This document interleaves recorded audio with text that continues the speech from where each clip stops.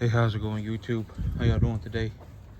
Yesterday I was able to find a forage wholesaler, essentially.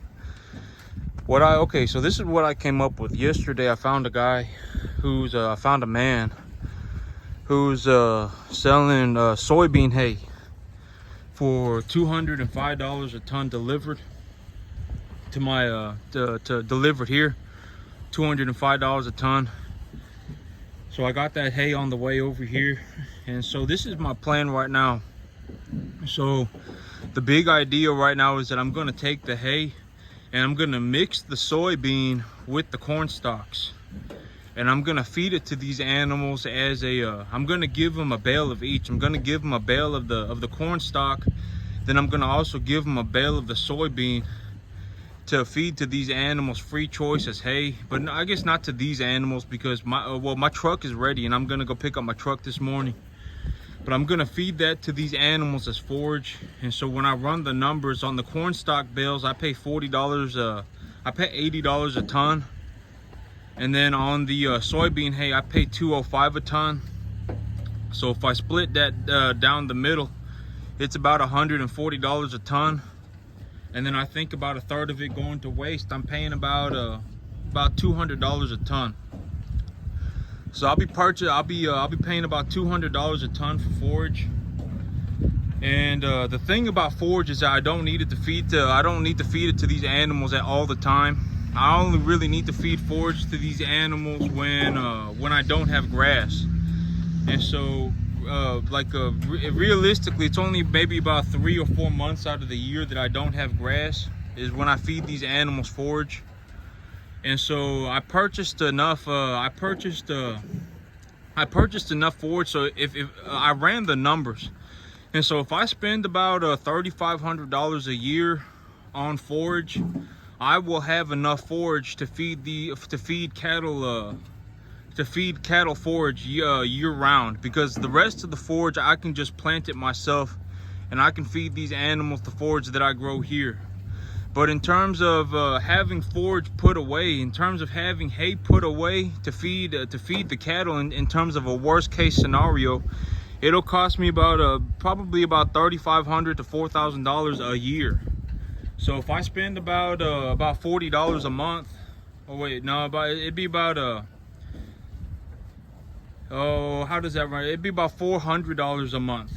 I will have enough forage put away in storage to feed about 50 to 60. Okay, so if I have smaller animals, because right now I have 33 animals.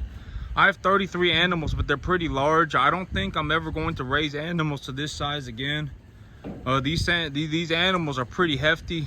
I don't think I'm gonna have to see what I'm gonna do. It really depends. I told myself it really depends on what the feeder cattle market is doing.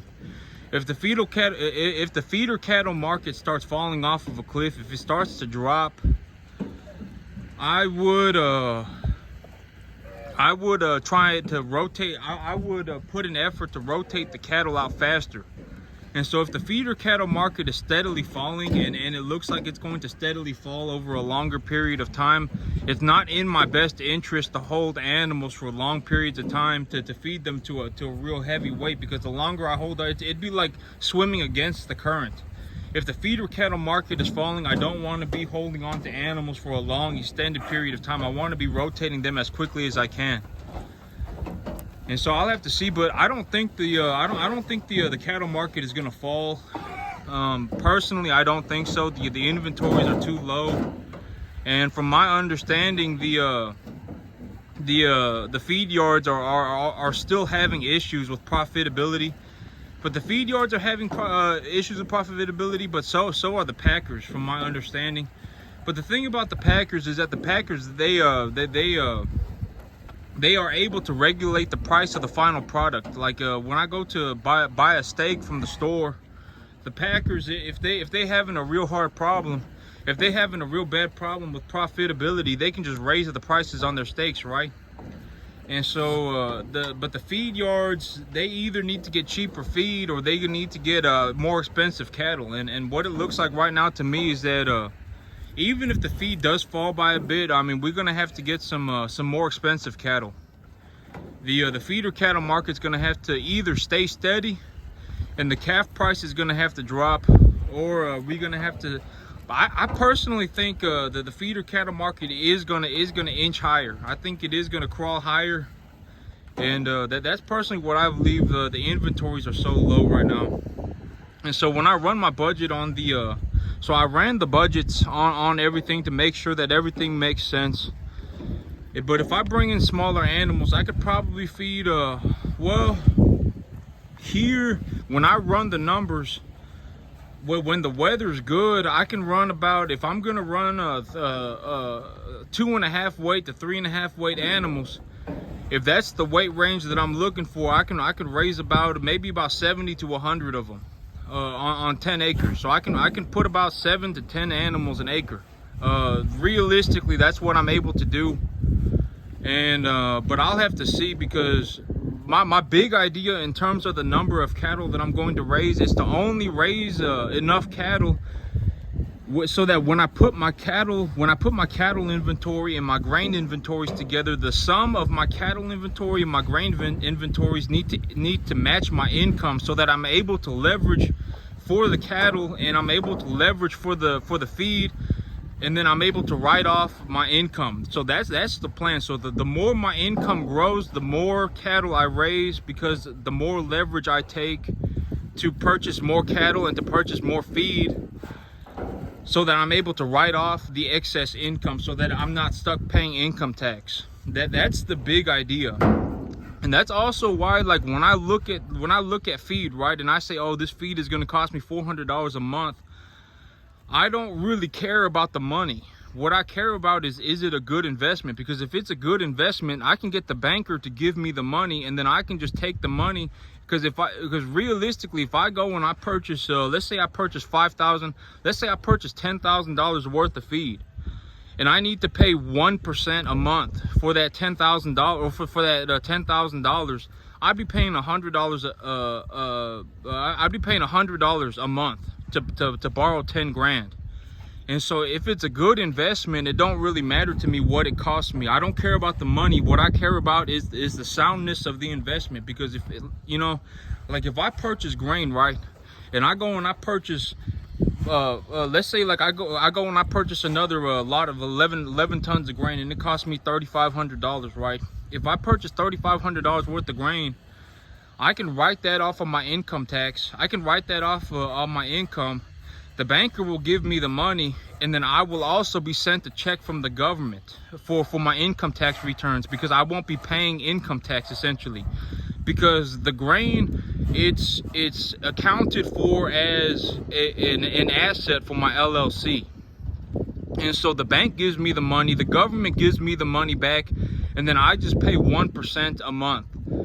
And so like this year, right, I went and I've spent about $17,600, and for that $17,600 that I borrowed from the bank, I pay $176 a month.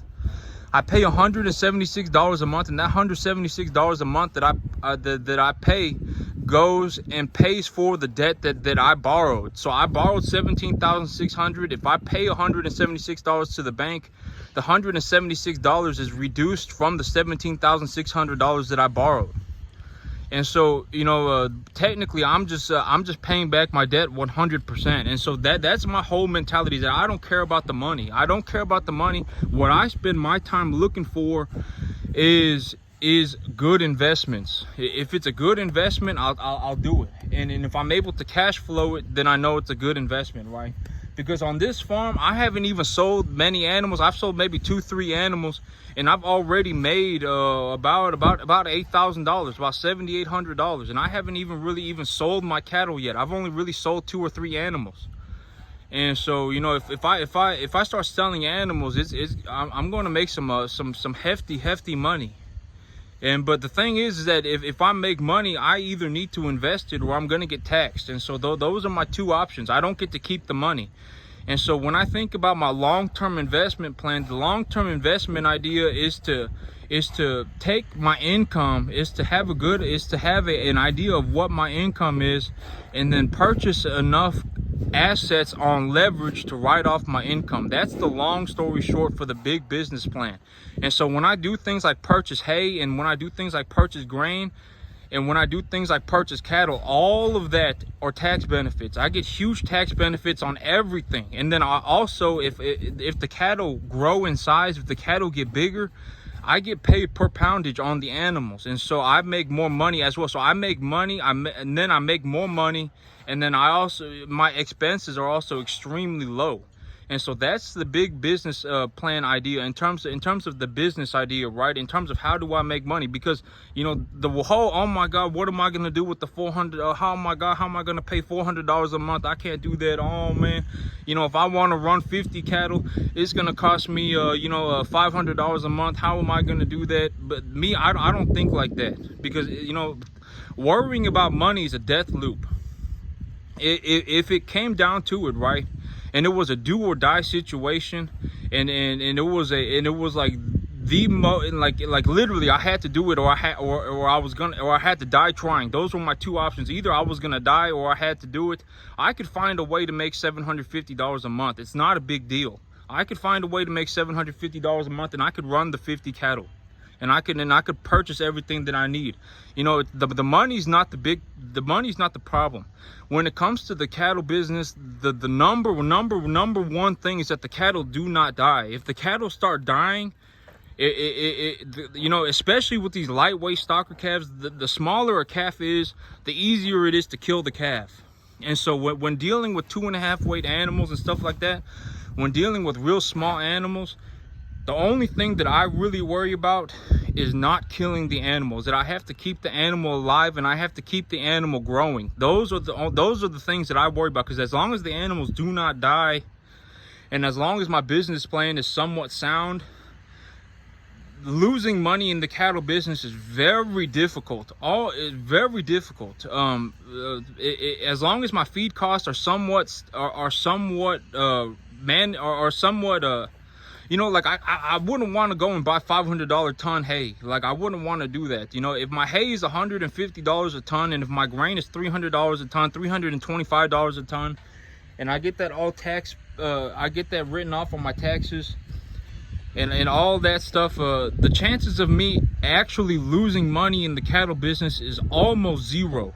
The only way that it's actually possible to really lose money in the cattle business is if the animals are unhealthy, if the animals start dying.